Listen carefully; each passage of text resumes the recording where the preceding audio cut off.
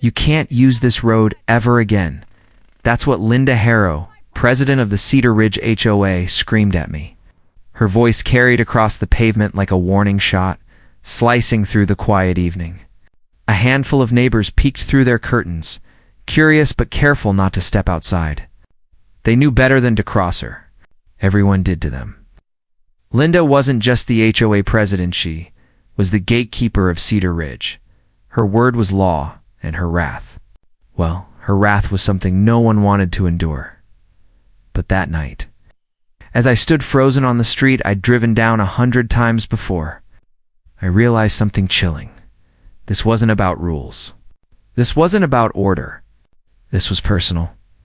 Linda's eyes locked on mine, her finger pointing like a weapon. She wasn't warning me. She was threatening me. And the worst part? I didn't even know why, at least. Not yet. The Cedar Ridge neighborhood looked perfect from the outside rows of immaculate lawns. Freshly painted shutters, driveways so clean they looked polished. It was the kind of place you'd expect to find peace. That's why I'd moved here in the first place. But perfection has a price. And in Cedar Ridge, the price was Linda Harrow. She didn't just run the HOA. She was the HOA. Every fine, every notice, every complaint funneled through her hands. And she used that power like a weapon, punishing anyone who dared to live outside her vision of perfection. For weeks, I had been on the receiving end of her scrutiny. Small things at first, a warning about my recycling bin being left out 10 minutes too long, a letter about my mailbox, paint being too faded, even a complaint that the shade of my curtains clashed with the neighborhood. Aesthetic, petty, ridiculous.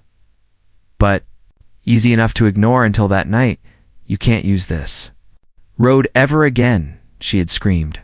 Why? What could possibly make her so furious about me driving down a public street? I tried to reason with her. "Linda, it's just the road to my house. I've always used it." Her lips curled into a smile that wasn't really a smile. "Not anymore.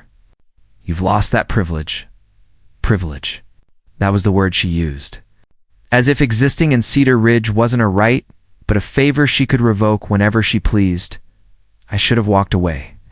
I should have let her tantrum pass. But something in me refused. Maybe it was exhaustion.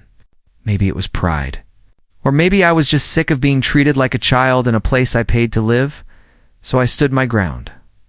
"Linda, this is harassment," I said, my voice firm but shaking inside. "You don't own the road." Her eyes narrowed, and in that moment, I saw it pure hatred. "You'll regret saying that," she whispered. And then she stormed off, heels clicking like gunshots against the pavement. That was the night the war began. The next morning, I woke up to find a bright orange paper taped to my front door. Violation notice, it read in bold letters. According to the HOA, I had illegally parked my car overnight, which was absurd. I had parked in my own driveway. I tore the paper down, shaking my head. A mistake, I thought. Maybe the system was automated. But deep down, I knew better. Within a week, 3 more notices arrived. One claimed my grass was too tall, though I had mowed it just 2 days earlier. Another accused me of storing unsightly equipment in plain view, referring, apparently, to the garden hose coiled neatly beside the spigot. The third was the most outrageous of all: unauthorized road usage. She had written me up for driving on the road. I laughed when I read it. But it wasn't funny, because stapled to the bottom was a fine $250, payable immediately. That's when I realized Linda wasn't just bluffing. She was waging war. At night I started noticing things. A car idling at the corner of my street, headlights off. A figure walking past my house over and over, phone camera raised, snapping photos. Shadows lingering near my backyard fence. I checked the HOA handbook, desperate to understand what gave her this power. The rules were vague, written in legal jargon that could mean anything or nothing. But in Linda's hands, those words became chains. She had already isolated me. Neighbors who once waved politely now looked away. Parents pulled their children closer when I walked by. It was as if she had spread poison through the neighborhood, painting me as a threat. And then, one evening, as I pulled into my driveway, I saw her. Linda stood at the edge of my property, clipboard in hand, scribbling furiously. She didn't look up, didn't speak, just wrote as if cataloging my every move. Something inside me snapped. "Linda," I shouted. "What are you doing on my property?" She looked up slowly, her face calm but her eyes burning. "Ensuring compliance," she said flatly. "Compliance." I laughed bitterly. "With what?" "You make up the rules as you go." She stepped closer, lowering her voice. "I warned you. This road, this neighborhood, this community, it's mine to protect. And if you don't like it," she let the words hang in the air, heavy and final, "you can leave." That night, I couldn't sleep. I paced the living room, replaying her words. Protect, control, leave. Was she trying to force me out? The thought chilled me. My home wasn't just walls and a roof, it was everything I'd worked for. I couldn't let her take that away, so I started fighting back. Quietly, carefully. I bought cameras and installed them around the house. I recorded every letter, every notice, every word she said. I built a file of evidence of harassment, intimidation, and abuse of power, and the cameras paid off sooner than I expected. One night, at 1:47 a.m., motion alerts pinged my phone. I opened the feed and froze. There was Linda standing in my yard, flashlight in one hand, camera in the other. She walked slowly, scanning every inch of my property, jotting notes on her clipboard. She peered into my windows, as if searching for something to use against me. I didn't move, didn't breathe, just watched my chest tight as she trespassed without a hint of fear. The next morning, another violation notice appeared on my door. Improper window coverings. She had been inside my yard to inspect my curtains. The anger that boiled inside me was unlike anything I'd felt before. This wasn't just harassment. This was invasion.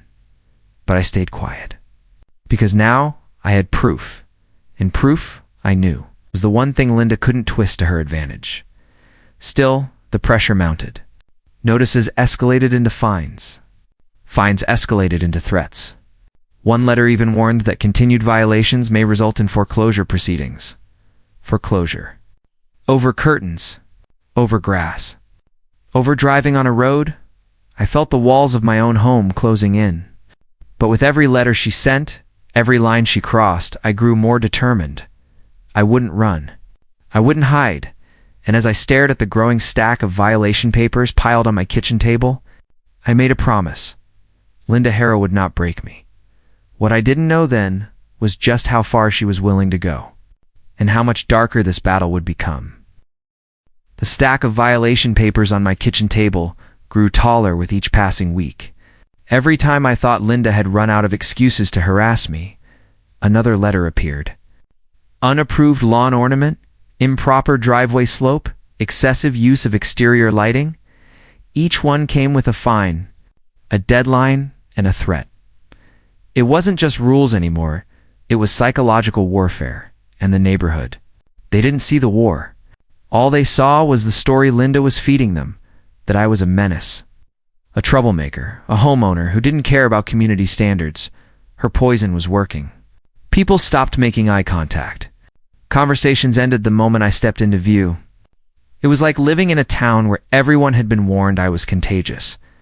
But I wasn't backing down. Not after what I'd seen on those cameras. Linda thought she was clever, sneaking onto my property in the middle of the night. She thought she was untouchable, but the footage told a different story. The problem was, it wasn't enough. Not yet, because Linda had connections. She controlled the HOA board, twisted the rules, and convinced the neighbors she was protecting them. One blurry video of her trespassing wouldn't be enough to take her down, so I waited. I documented. I gathered more, and then something happened that changed everything. It was a Tuesday morning. I was leaving for work when I noticed tire tracks carved deep into my front yard. At first, I thought it was kids. But then I checked the cameras. My stomach dropped. At 2:13 a.m., a black SUV had pulled onto my property. The driver floored it, tearing across the grass before reversing and speeding away. And sitting in the passenger seat, illuminated by the glow of the dashboard, was Linda Harrow. I replayed the footage again and again, rage building with every loop. She wasn't just issuing fines now. She was escalating into vandalism. I called the police. They came, took a statement, and reviewed the footage. But when I mentioned Linda's name, their demeanor shifted. They nodded, took notes, and promised to look into it. But the look in their eyes told me the truth. Nothing would happen. Linda had them in her pocket too. That night, another notice appeared. This one was different. No fine, no legal jargon, just one sentence typed in bold: "Leave Cedar Ridge before it's too late."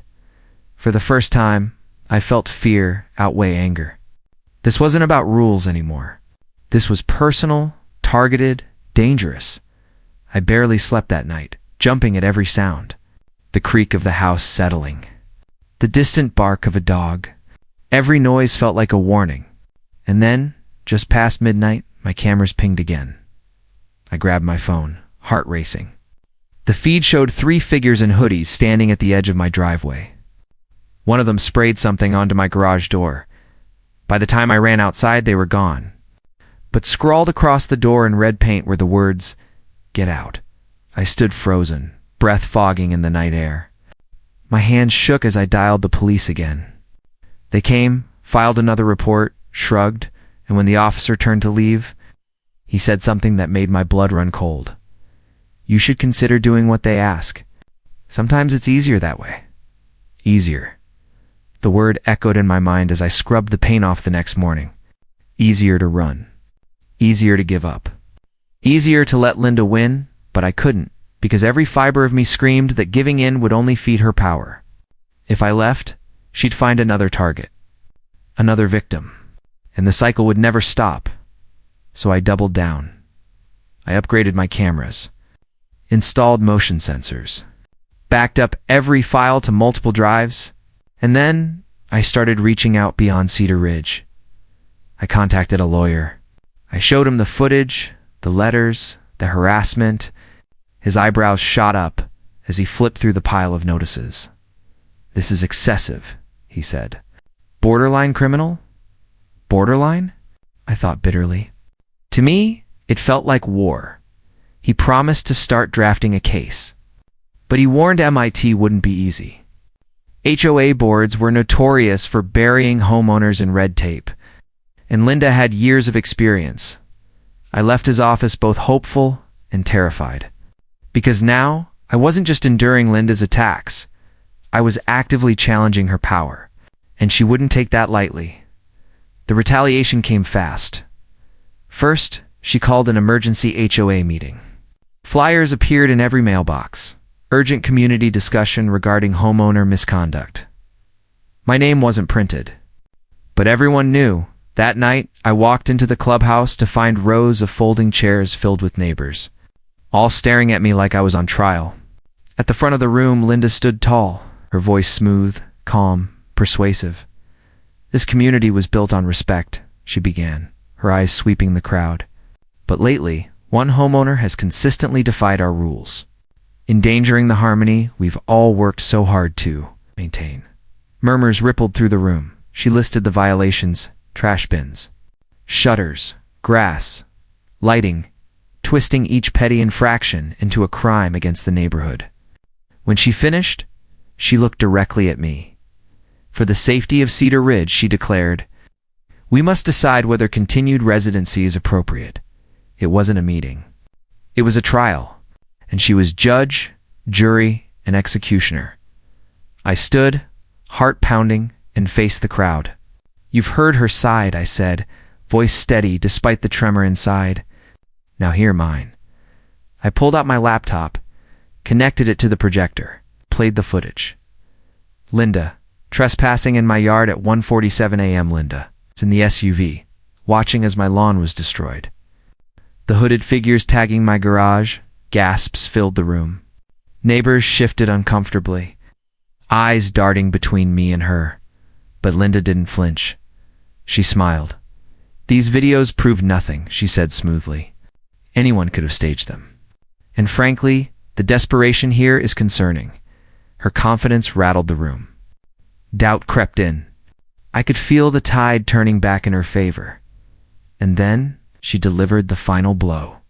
She produced a thick file, dropping it onto the table with a thud. Documented violations, she announced. Over 100. All from this homeowner. This isn't harassment, it's evidence of his disregard for our community.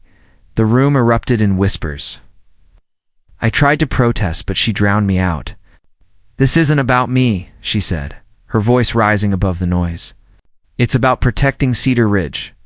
If we allow this behavior, what's next? Broken homes? Unsafe streets? Chaos? By the end of the night, the vote was cast. The board sided with her. Fines doubled. Restrictions tightened. And the threat of foreclosure loomed larger than ever. I walked home that night feeling defeated, betrayed, and utterly alone. But here's the thing about hitting rock bottom: it forces you to decide who you really are. And I decided I wasn't done fighting because Linda had made one mistake. In her arrogance, she believed she was untouchable. But she didn't realize that the more pressure she applied, the more evidence I collected. And soon, I would have enough not just to fight her, but to destroy her reign over Cedar Ridge. What I didn't realize yet was that exposing Linda would come at a price. A price I never imagined I'd have to pay. If you like the story, please like, share, and subscribe for more Revenger stories of Ho. By the time the sun rose the next morning, I knew I had crossed a line I could never retreat from.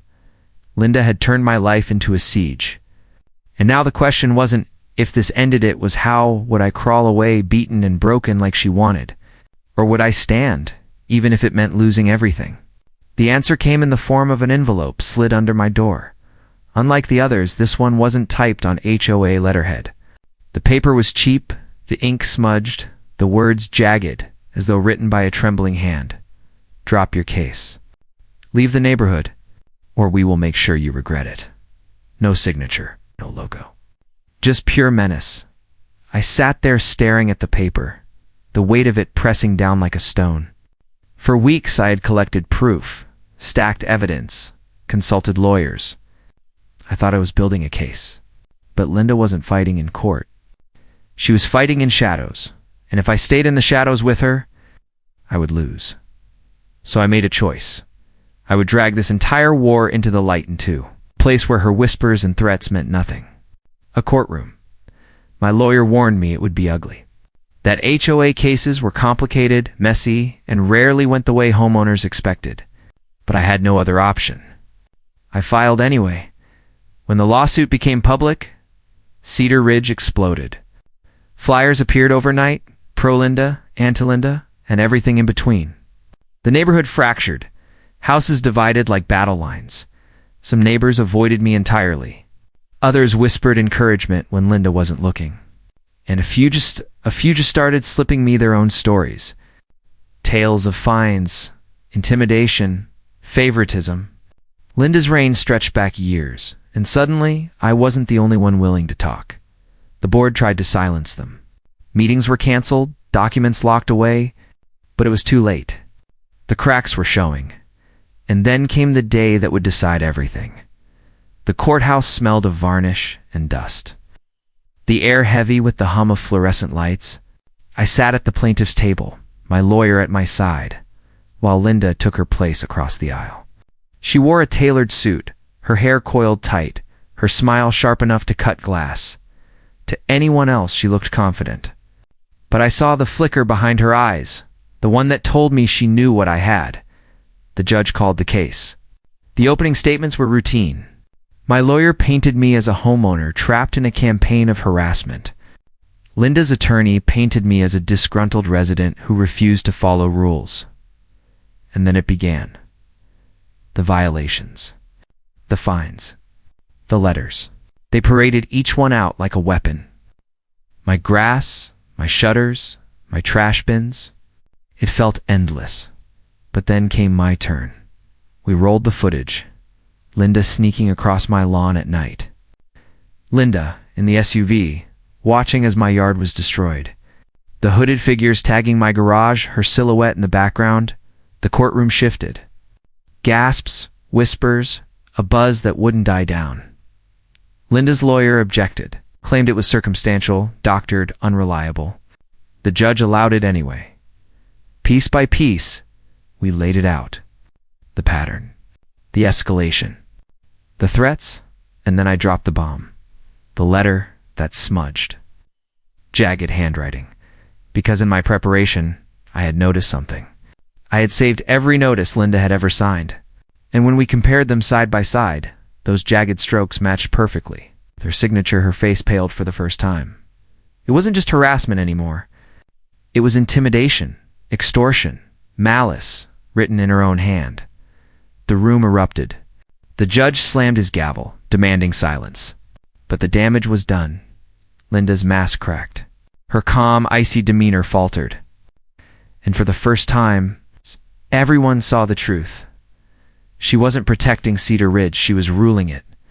The trial stretched on for hours. Witnesses spoke. Some defended her. Others revealed stories of their own. One neighbor admitted he'd been fined $500 for leaving a bike in his driveway. Another confessed she'd paid thousands for mandatory repairs that never happened. Each voice added weight. Each testimony chipped away at Linda's empire. By the end of the day, the verdict was clear. The judge ruled in my favor. The fines were dismissed. The threats condemned.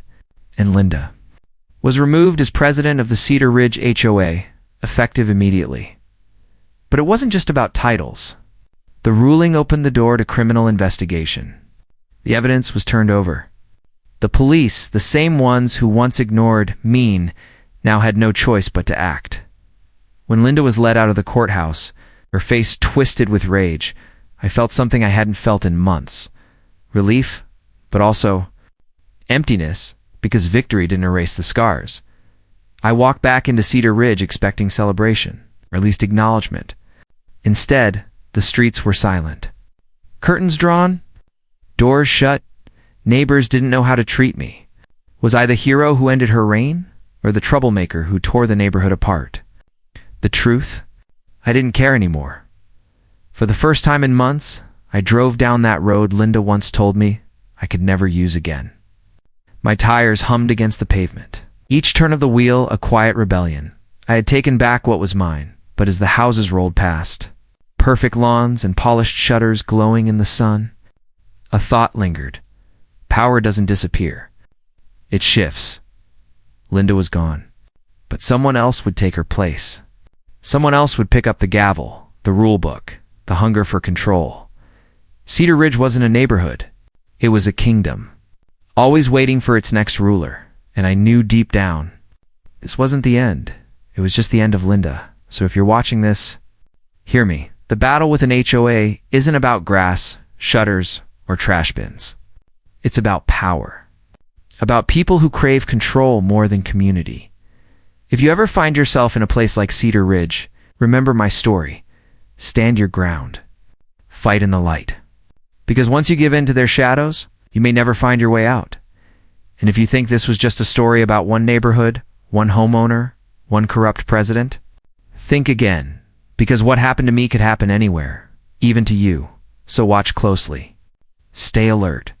And never, ever let someone like Linda decide how you live your life. Because freedom in your own home is worth fighting for.